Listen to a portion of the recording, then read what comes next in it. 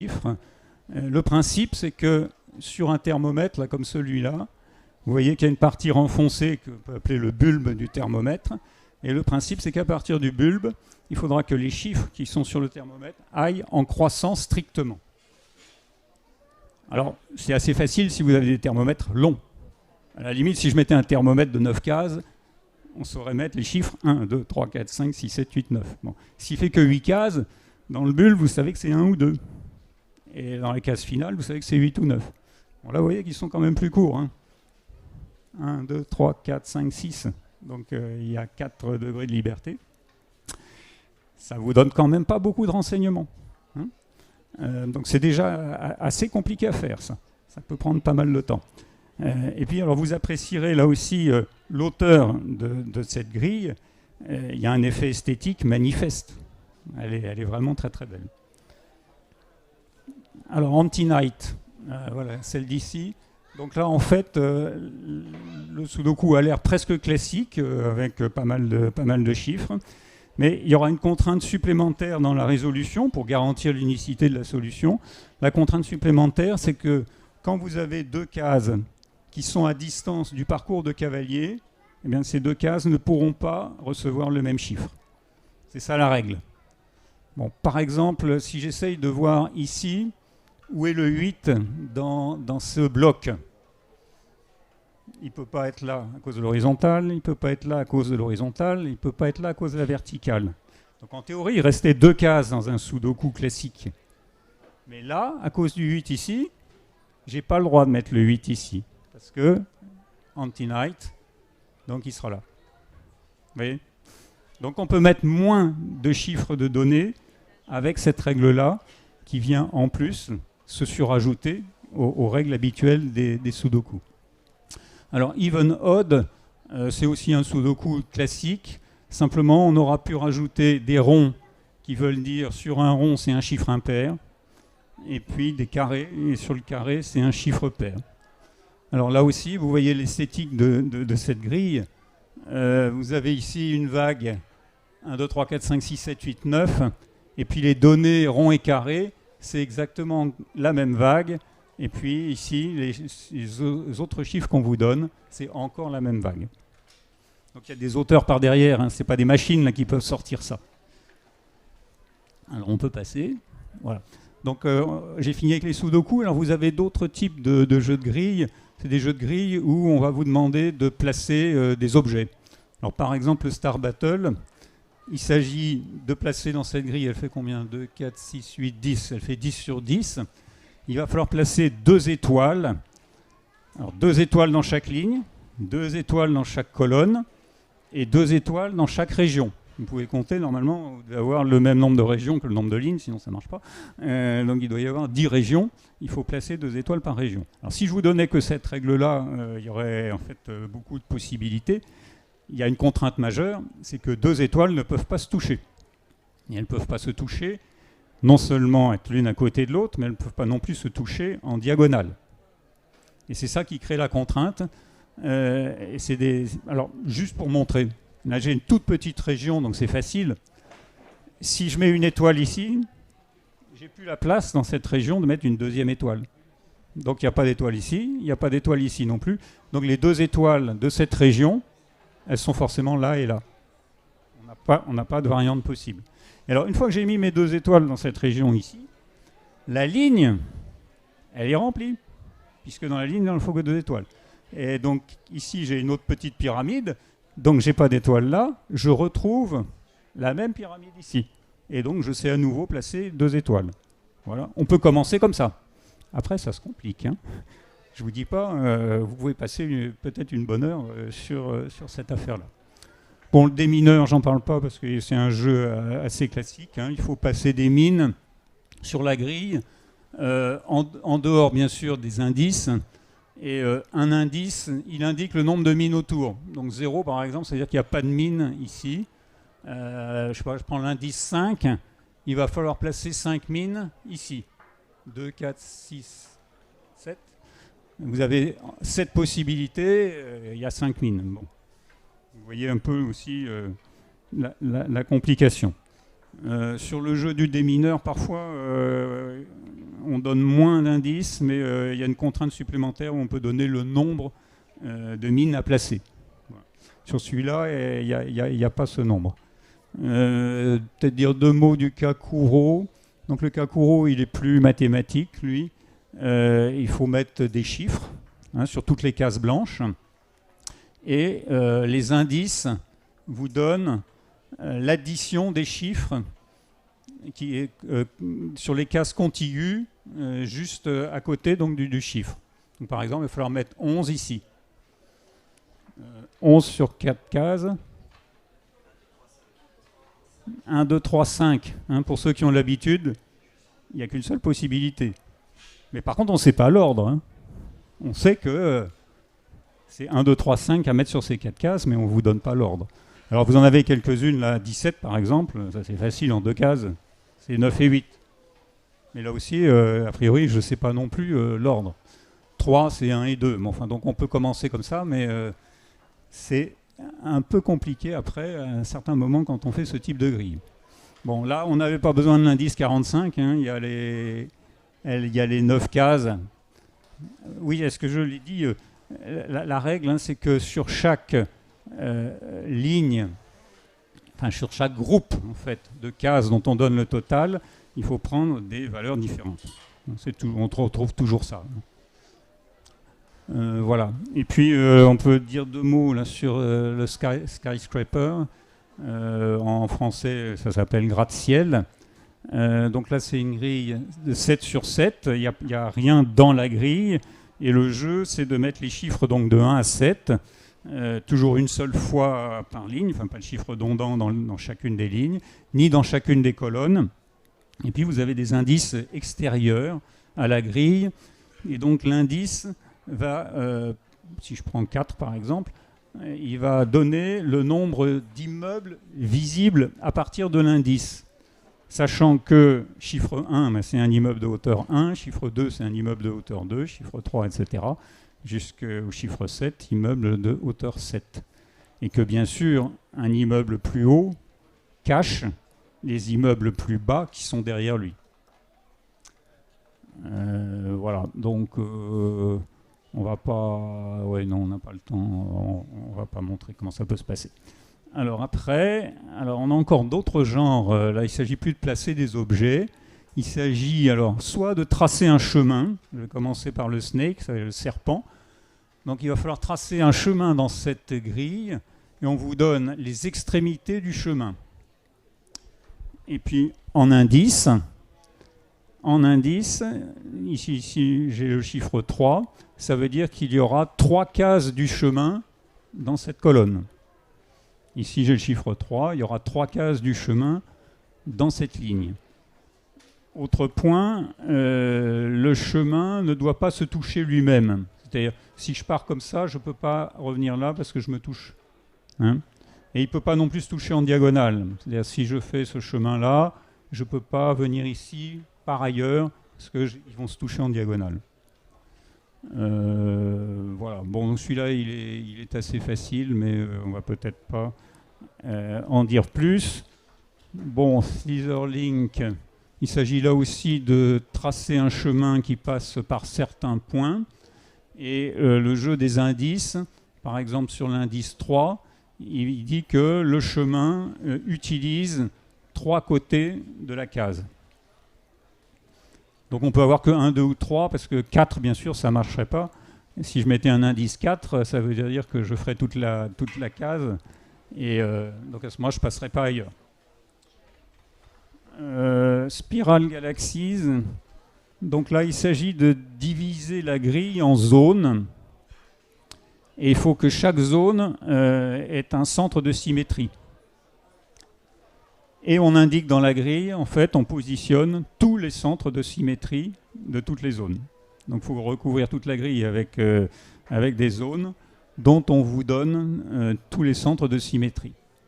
Alors par exemple, si je prends celui-là, du fait qu'elle est sur le bord comme ça, et que son centre de symétrie est là, elle est forcément comme ça. C'est cette zone-là. Mais après, à l'intérieur, vous aurez des zones qui peuvent être très, très compliquées, très, très tarabiscotées. Et puis le tapas, alors là, il faut noircir des cases. Il faut que l'ensemble des cases que vous avez choisi de noircir soit un seul ensemble, continu. Et puis vous avez des indices qui vous disent, en fait, autour de l'indice, combien il y a de groupes de cases noires. Mais je ne vais pas insister plus que ça. Oui, alors donc on va passer au massieu. Bon là, vous voyez, en fait, ces jeux de logique, maintenant vous avez à peu près compris comment ça se fait.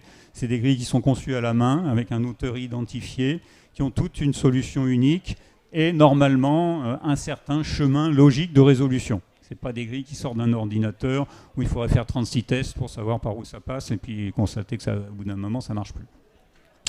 On peut passer. Alors, le massieu. On en vient donc au jeu auquel on va jouer ensemble. Donc c'est une grille carrée en général. Il peut y avoir des petites grilles, des grandes grilles, ou voilà. Et elle comprend des ronds blancs et des ronds noirs. Alors les ronds blancs et les ronds noirs sont donnés. Hein, il ne s'agit pas d'en rajouter, il ne s'agit pas non plus de noircir un rond blanc parce que ça vous arrangerait. Ça va être des données qui sont des contraintes à respecter. Alors il s'agit de quoi faire? Il s'agit de tracer une boucle unique. Donc si vous arrivez à me faire deux boucles, c'est pas bon. Hein.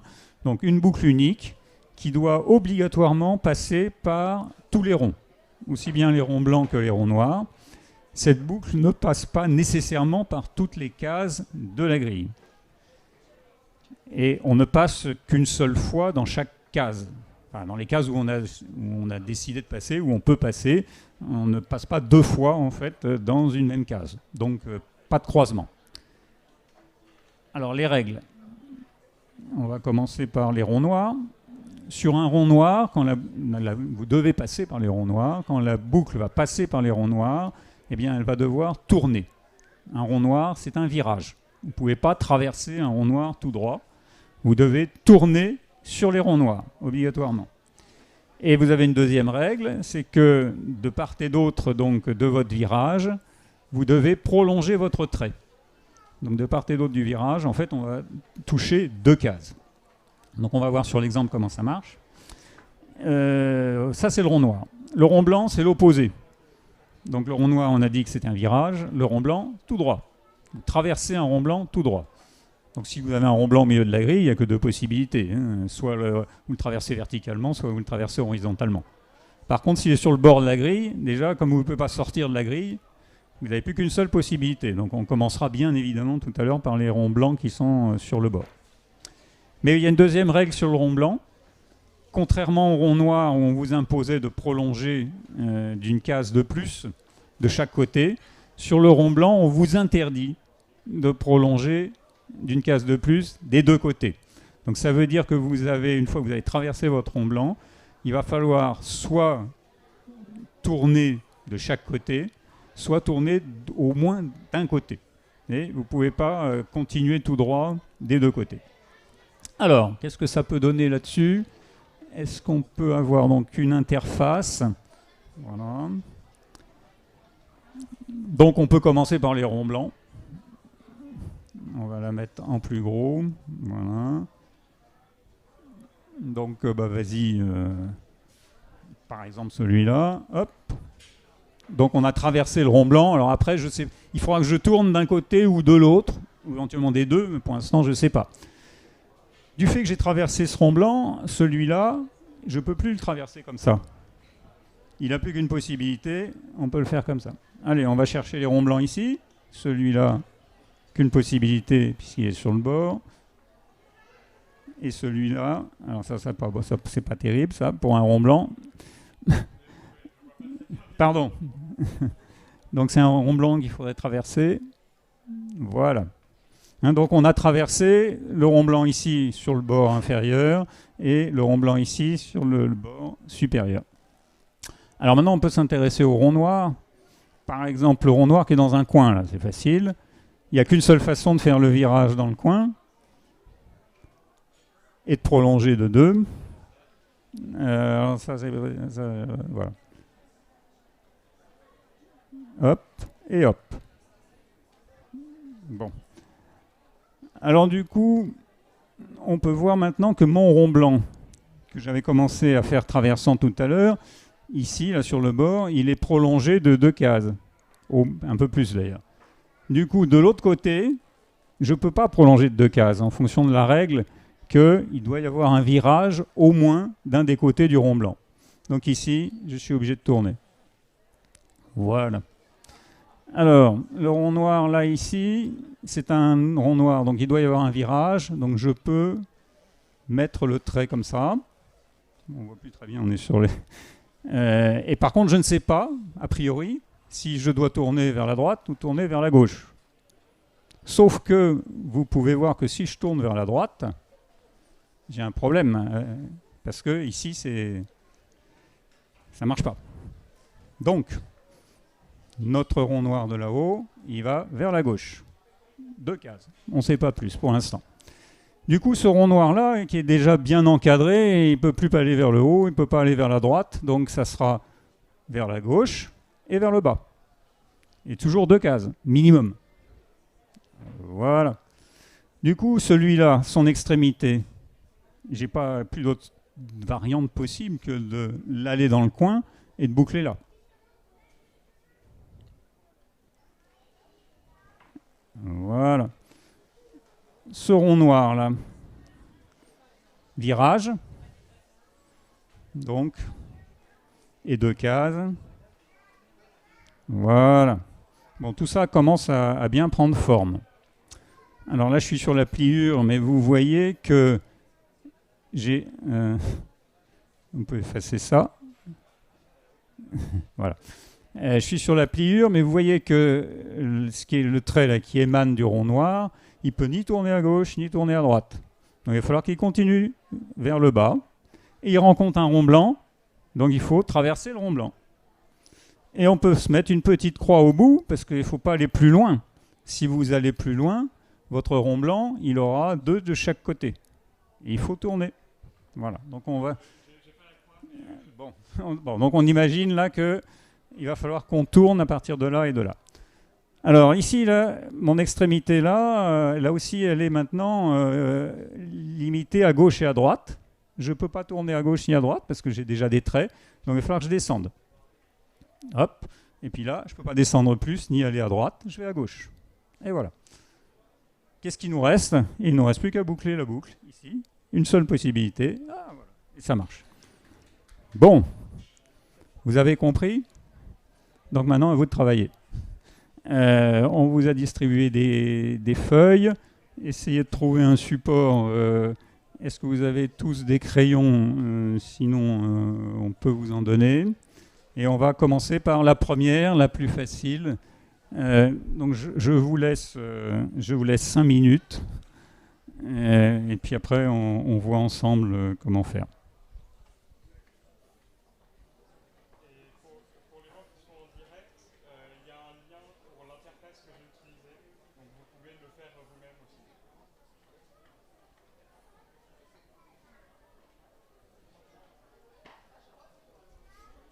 Alors bien évidemment, vous commencez par les ronds qui sont sur les bords, les ronds blancs qui sont sur les bords. On a vu qu'il n'y avait qu'une solution, donc vous pouvez tracer le début. Je vois qu'il y a un rond noir dans un coin, ça aussi. Il n'y a qu'une seule possibilité.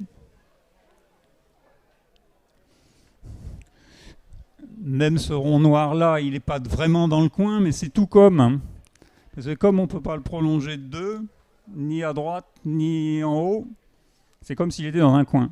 Il n'a aussi qu'une seule possibilité, celui-là.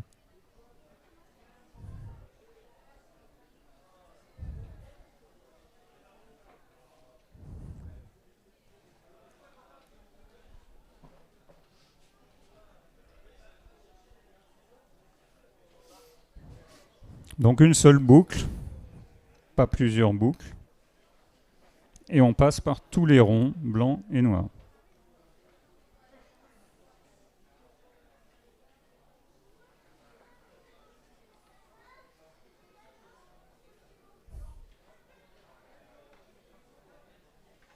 S'il y en a un qui a fini avant, il a le droit de lever le doigt et de venir expliquer aux autres comment il a fait.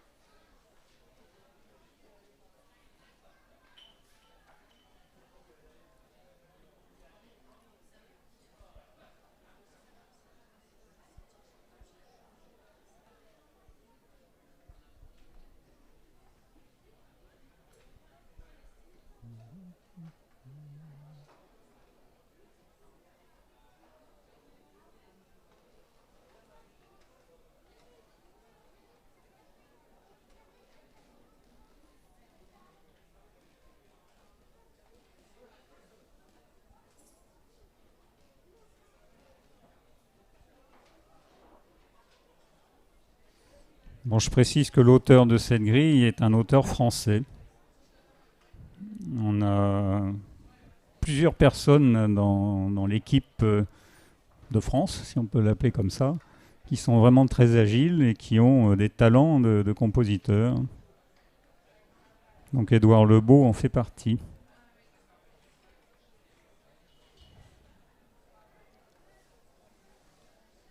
Il est plus connu sous le nom de Sudo Canard, parce qu'il fait bien sûr des sudoku. Et donc vous trouvez les productions d'Édouard Lebeau sur le net. Je ne sais pas ce qu'il faut faire. Sudo Canard, ça marche? C'est pas bon.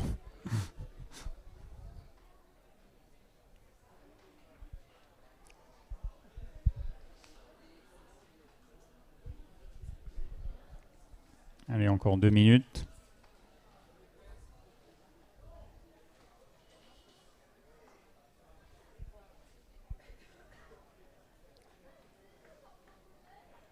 Il n'y en a pas qui ont fini quand même. Ah ben, vous voulez venir expliquer? Vous avez l'habitude.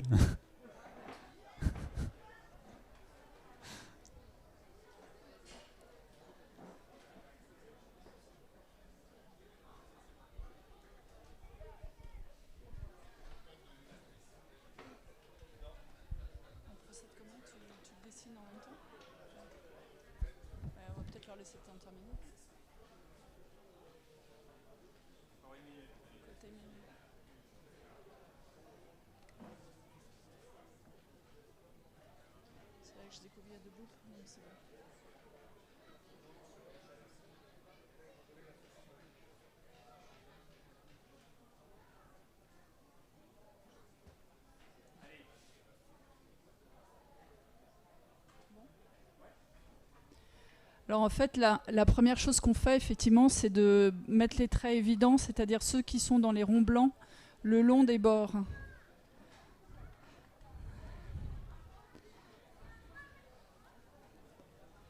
Non, ça, ensuite, on a également un rond noir qui est dans le coin. Donc lui, il a pareil, on a 2 traits qui partent à angle droit. Et on a un rond noir aussi qui est à... Tous les ronds noirs qui sont à moins de 2, donc qui sont à seulement un des bords, ils sont aussi fortement contraints. Donc il y a celui qui est dans l'angle, voilà. Et il y a celui qui est en bas aussi, où on peut déjà faire un trait qui monte. Ensuite, le rond blanc qui est à gauche, pas tout à fait au bord, il ne peut plus aller à l'horizontale, donc le trait va aller à la verticale. Qu'est-ce qu'il y a d'autre? Le rond noir qui est juste à côté, il ne peut pas avoir de trait qui part vers la gauche parce que ça ferait 1 seulement. Et pour partir d'un rond noir, il faut 2. Donc le trait va partir vers la droite. Alors la conséquence, c'est que le rond blanc qui était un peu à gauche, voilà, le trait va monter vers le haut, parce que lui c'est pareil, il peut pas, sinon il peut aller nulle part. Et donc le trait maintenant va aller à droite. Voilà. Ensuite, qu'est-ce qu'on a? Le trait du rond noir qui est juste à côté va aller vers le bas, puisqu'il faut 2 traits.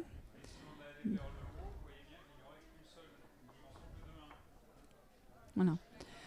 Alors, si on reva vers le bas, on avait donc un rond noir qui était à 1 de distance du bord. On a fait un trait qui monte, il arrive dans un rond blanc, donc il traverse le rond blanc. Et puis, comme il faut forcément tourner juste après ou juste avant un rond blanc, il va falloir tourner vers la droite. Parce qu'on ne peut pas tourner en dessous, et au-dessus, on ne peut pas tourner à gauche. Ensuite, le rond noir qui est... donc le rond noir qui est là, voilà. Il ne peut pas aller à droite, donc il va aller à gauche. Voilà. Donc dans les 2 ronds blancs qui sont juste au-dessus, celui qui n'est pas contre le bord, on voit tout de suite que le trait va devoir... ah non, c'est pas évident d'ailleurs.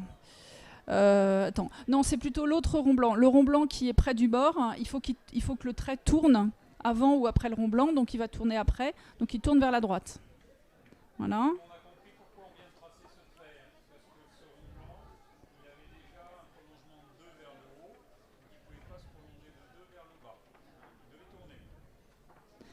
Voilà. Alors si on va un tout petit peu à droite, donc le trait qui vient du rond noir va se prolonger vers le bas, puisqu'il faut bien qu'il aille quelque part.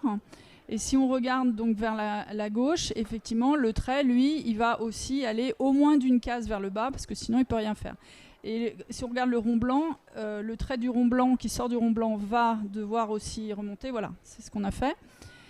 Alors, ce rond blanc-là, on a déjà un virage juste après, à gauche. Donc, on n'est pas obligé de faire un virage juste après, à droite, puisqu'on a déjà le virage qui nous sert. En revanche, on peut voir que si on prend le rond noir sur lequel est Valentin, si on tourne à gauche de 2 cases, on va arriver à un cul-de-sac. On ne va rien pouvoir faire. Donc, ce trait va vers la droite. Ça veut dire que le trait du rond blanc qui sort du rond blanc en dessous, il se prolonge au moins jusqu'à la hauteur du trait du rond noir. Alors, si on repart vers le haut, le trait qui sort du rond noir, s'il tourne vers le bas, on va avoir une boucle fermée. Et or, il faut qu'on ait une seule boucle, pas plusieurs. Donc, le trait va continuer vers la droite. Et puis, on peut faire la même chose juste en dessous, puisque ce trait-là, il peut aller nulle part, il peut aller que vers la droite. Donc, on recommence. Juste au-dessus, le trait va vers la droite. Donc, juste en dessous, le trait va vers la droite aussi. Et on a rejoint donc deux segments.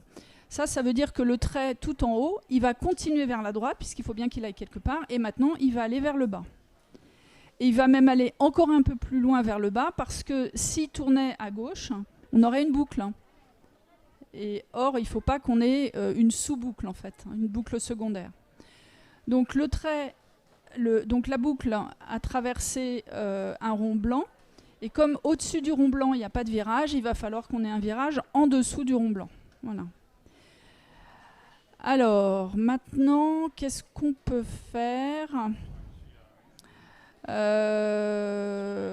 Alors, celui-là, s'il est en horizontal, le trait qui sort du rond noir au-dessus ne va nulle part. Donc, c'est pas possible. Donc, c'est pas un trait horizontal, ça va être un trait vertical. Voilà. Et la partie haute, la partie supérieure du trait va forcément à gauche.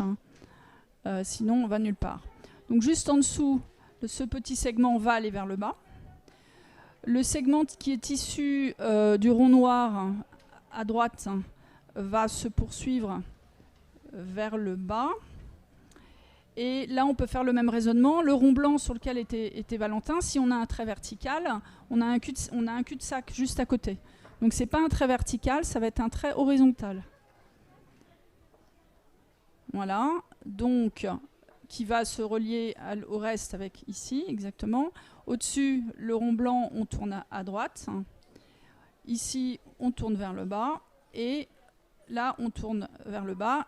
Et le système vérifie pour nous qu'il n'y a pas de sous-boucle. Très bien. Bon. Allez, on peut passer au deuxième exemple. Encore 5 minutes pour le deuxième.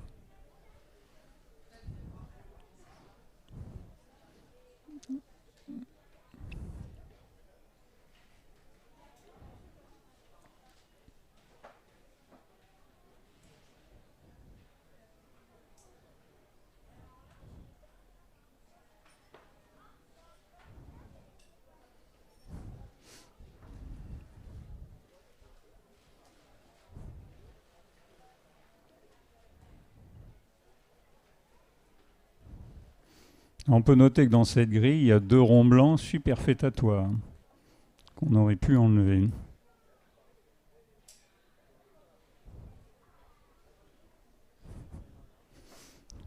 Celui qui est là, en fait, on n'en a pas besoin puisque de toutes les façons, on fait ça. Et qu'il a son virage en plus. Donc vraiment, il ne sert à rien. Pareil ici d'ailleurs. On a forcément ça. Et un virage du fait du rond noir. Donc ce rond blanc, on n'avait pas besoin de le mettre.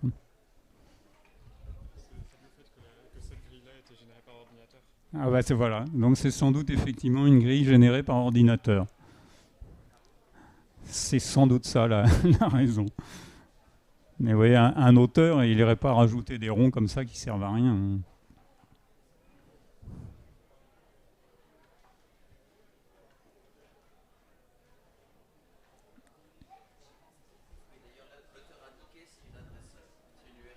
Ouais, ouais. Il n'y a pas d'auteur identifié.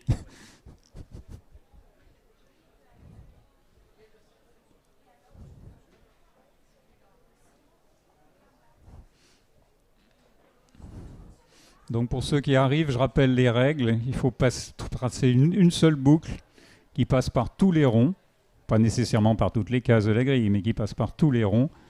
Et dans un rond noir, il faut tourner et prolonger de 2 cases de chaque côté. Et dans un rond blanc, vous devez aller tout droit. Et là, vous n'avez pas le droit de prolonger de 2 cases de chaque côté. Il faut tourner sur au moins un des côtés, après avoir traversé le rond blanc.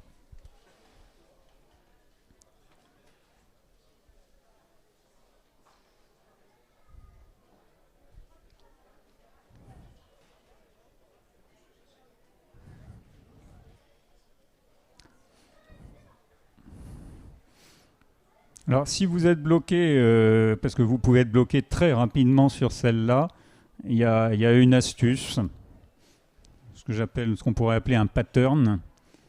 C'est-à-dire que dans cette grille, il y a un élément spécifique, particulier, et qui va nous permettre de tracer au milieu de la grille des traits. Donc je vais vous le dire tout de suite, parce que si vous ne le voyez pas, vous ne pourrez pas avancer. Je vais vous montrer le pattern. Donc le pattern, c'est les 3 ronds blancs qui sont là. Quand vous avez 3 ronds blancs comme ça, est-ce que je peux tracer un trait, là en l'occurrence vertical, qui va me prendre les 3 ronds blancs? La réponse est non. Pourquoi? Parce que le rond blanc du milieu, à ce moment-là, il a des prolongements de 2 en haut et de 2 en bas. Donc je ne peux pas traverser ces 3 ronds par une verticale. Ça veut dire quoi? Ça veut dire que sur chacun des 3 ronds, j'ai 3 horizontales. Voilà. Donc avec ça, on peut un peu mieux démarrer la grille. Si vous n'avez pas ça, je pense que vous ne pouvez pas faire grand-chose. En tout cas, vous ne pouvez pas avancer très loin.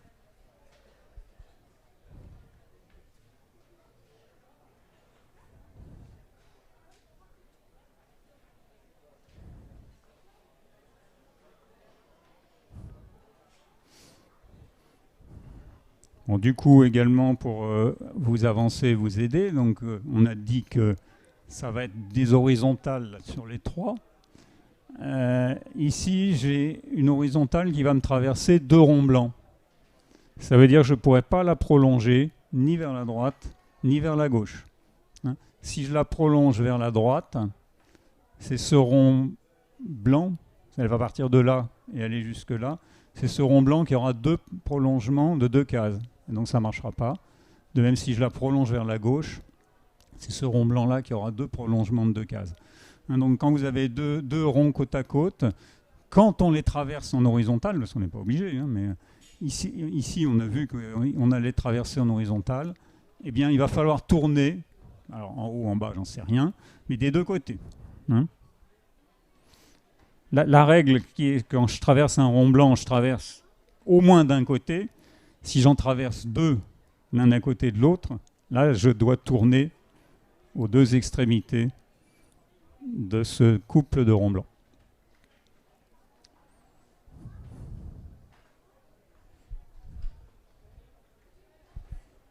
Vous avez fini? Vous voulez revenir? Ah bah oui. Je ne sais pas si je vais retrouver tout, mais...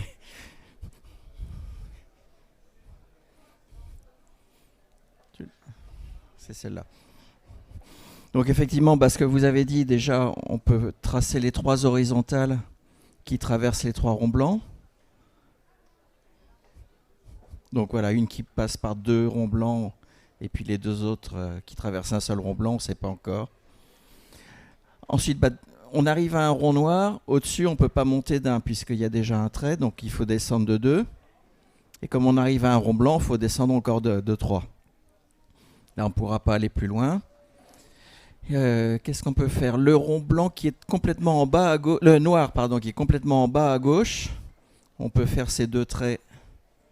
Et donc, effectivement, le rond blanc, du coup, traversé est inutile.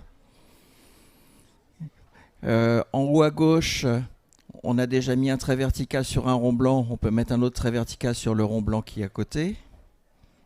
Et puis du coup, relier les 2 traits verticaux en haut, parce que sinon c'est une impasse. Descendre le trait complètement à gauche, on peut le descendre d'un. Alors, qu'est-ce qu'on peut faire d'autre? Le trait de la deuxième colonne, il ne peut pas aller vers la droite, parce que sinon ça ferait un trait trop long pour les 2 ronds blancs. Enfin, pour le rond blanc qui est le plus à droite, donc il faut descendre. Et il faut descendre encore d'un cran pour traverser un rond blanc. Du coup, la ligne de gauche, il faut descendre aussi. Et il faut descendre encore, sinon on fait une mini-boucle. Alors, qu'est-ce qu'il y a d'autre? D'en bas, donc 3e colonne tout en bas. Si on traverse les 2 ronds blancs en vertical, on se retrouve à être obligé de faire une mini-boucle à gauche. Donc ça ne va pas être possible. Il va falloir traverser ces ronds blancs en horizontal.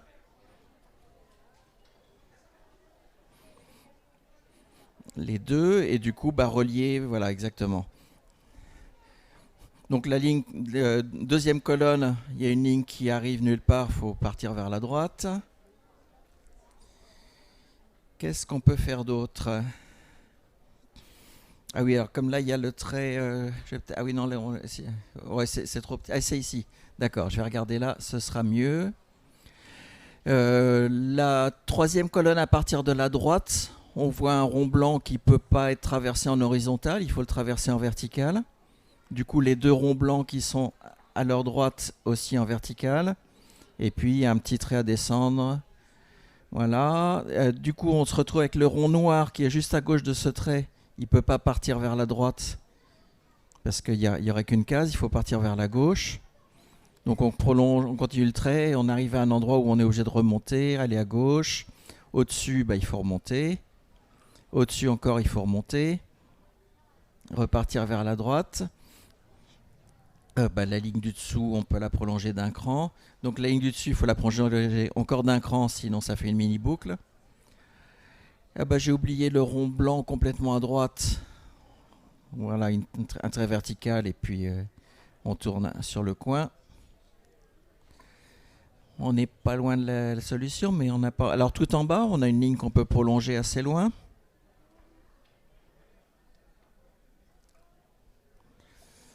Voyons voir. Au-dessus de cette ligne-là, on voit un rond blanc. Donc la 3e colonne, voilà. Il a une ligne de 2 vers le bas. Donc forcément, vers le haut, il faut qu'elle soit que de 1. On est obligé de tourner. Et pour ne pas faire de mini-boucle, il faut qu'on rejoigne vers la ligne tout en bas. Les 2 ronds blancs à droite, on est obligé de tourner. On est obligé de remonter, sinon on a un cul-de-sac. Et puis là, on finit, on tourne pour les 2 ronds blancs. Bon, allez.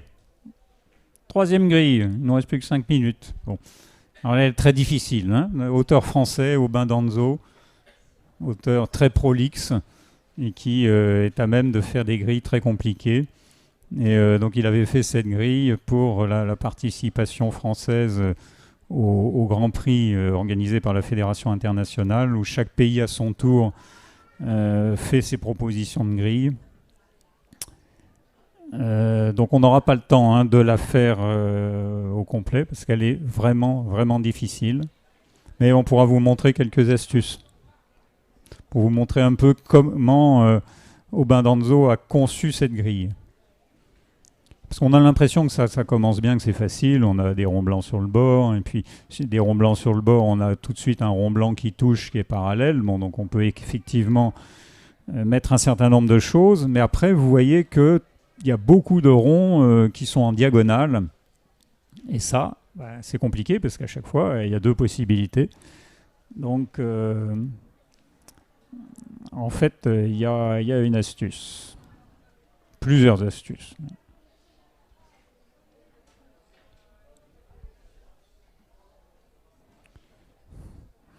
Bah, tu peux peut-être commencer à remplir les ronds des bords.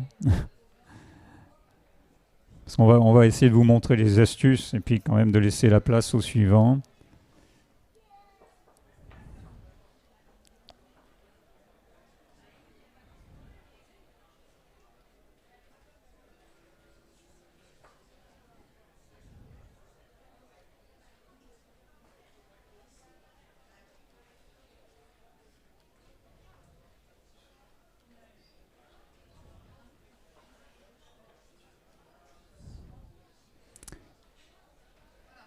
Donc arrivé là, bon.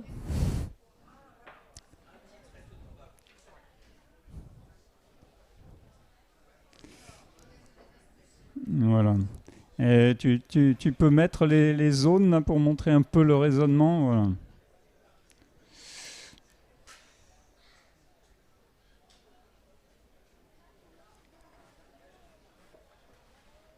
Voilà, donc là on a noirci une région. La boucle, elle va rentrer dans cette région, en ressortir éventuellement, re-rentrer, ressortir, etc. Mais il faudra toujours que le nombre d'entrées et de sorties qu'on va comptabiliser soit un nombre pair. Sinon, j'aurai plusieurs boucles. Et la caractéristique de cette région, alors sauf peut-être à la pointe, c'est que vous voyez, il y a des ronds partout. Hein, tous ces ronds-là n'ont qu'une seule entrée possible dans la grille. Hein, puisque sur un rond blanc, on doit traverser. Donc dès que vous franchissez, vous ne pouvez pas ressortir tout de suite. Hein. Donc chacun de ces ronds, 1, 2, 3, 4, 5, 6, 7, correspond à une entrée dans la grille, forcément. Et donc ça veut dire que le dernier rond devra avoir un nombre d'entrées impair. Et pour qu'il ait un nombre d'entrées impair, il faut le tracer verticalement. Si vous le tracez horizontalement, il rentre et il ressort. À ce moment-là, je n'ai pas ma parité. Donc vous voyez, le concepteur, là déjà, l'idée qu'il a eue, bon, alors il y a d'autres zones possibles. Alors oui, du coup, c'est très important parce que le rond noir n'a plus qu'une seule possibilité. Vous pouvez pas le... Donc on a vu vers la droite, bien sûr, parce que vers la gauche, il bute. Si vous le descendez, vous enfermez dans son coin un rond blanc. Et ce rond blanc, bah, vous pouvez rien mettre dessus. OK. Donc on a réussi à faire le rond noir en ne sachant rien d'autre, hein, rien qu'avec ce raisonnement sur la parité. Vous voyez la puissance un peu du concepteur et une idée qu'il peut avoir et comment il la met en œuvre dans une grille comme celle-là. Alors, est-ce que tu peux noircir une autre région qui va nous permettre de progresser Pas sûr d'en avoir. Même moi, cette grille... Elle est compliquée, non, elle est redoutable. Bon, bah, on va pas vous en dire plus. On est arrivé à 15h. Mais vous voyez que d'un jeu qui peut paraître anodin et bateau, on peut faire des choses excessivement compliquées avec des idées, des superbes idées de concepteurs. Voilà. Merci beaucoup à vous deux. On n'a pas le temps pour les questions. J'espère que vous avez récupéré les grilles et que vous allez essayer de faire la dernière grille chez vous.